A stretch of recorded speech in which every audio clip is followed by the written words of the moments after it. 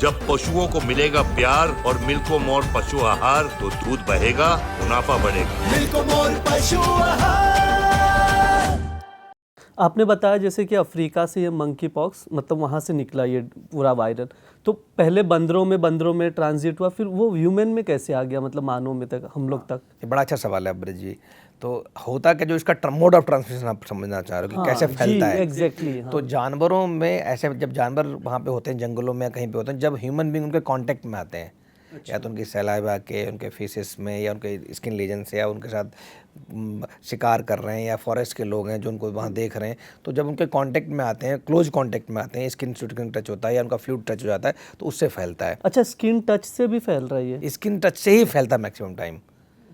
तो फैलने के 2-3 ऑप्शंस हैं। एक तो होता है ह्यूमन टू ह्यूमन ट्रांसमिशन, जैसे मुझे अगर हो गया, आपको कैसे हो सकता है? अगर आप मेरे केयर गिवर हैं, आप मेरे फैमिली मेम्बर हैं जो मेरी सेवा कर रहे हैं, या हेल्थ केयर वर्कर है कोई जो हॉस्पिटल में काम कर रहा है, वो मेरे, तो जो मेरे बॉडी फ्लूइड्स हैं, सलाइवा है, यूरिन है, स्टूल है, सीमेन है, ब्लड है, उसके सैम्पलिंग के टाइम पे हेल्थ केयर वर्कर को ट्रांसमिट हो सकता है, जो नर्स है, डॉक्टर है उसको, या जो फैमिली मेम्बर साथ में रह रहा है उसको ट्रांसमिट हो सकता है। दूसरा तरीका, जो जानवर जो इन्फेक्टेड है वो अगर मेरे कॉन्टैक्ट में आता है, हेल्दी पेशेंट के किसी को आता है, तो वो जानवर भी ट्रांसमिट कर सकता है।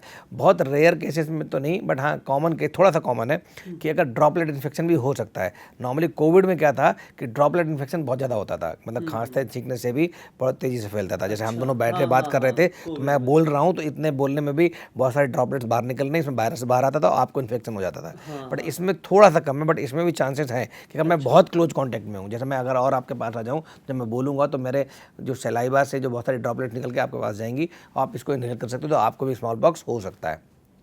There is a possibility of air transmission also, but that is not very common, but it is in very close contact में हो सकता है। तो अगर close contact से हो सकता है ड्रॉपलेट इन्फेक्शन, आपके बॉडी फ्लूइड से हो सकता है। मतलब फिजिकल रिलेशन में भी अगर है तो इस चीज़ को भी, तो सलाइवा है, सीमन है, ब्लड है, स्पिटिंग है, ठीक है, स्पूटम है, इन सबसे फैल सकता है जी।